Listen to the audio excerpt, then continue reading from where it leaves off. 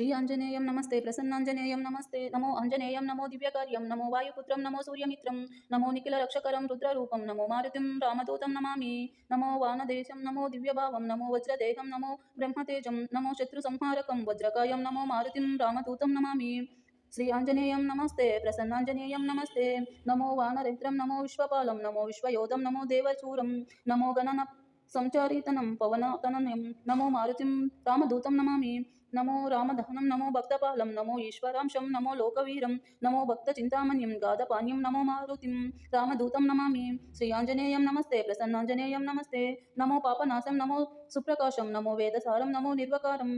नमो निखिलसम्पूजितं देवश्रेष्ठं नमो मारुतिं रामदूतं नमामि नमो कामरूपं नमो रौद्ररूपं नमो वायुतनयं नमो वानराग्रं नमो भक्तवरदायकम् आत्मवाहं नमो मारुतिं रामदूतं नमामि श्री आञ्जनेयं नमस्ते प्रसन्नाञ्जनेयं नमस्ते नमो रम्यनामं नमो भवपुनित्यं नमो चिरञ्जीवं नमो विश्वपुण्यं नमो शत्रुकीररूपं नमो मारुतिं रामदूतं नमामि नमो देवदेवं नमो भक्तिरत्नं नमो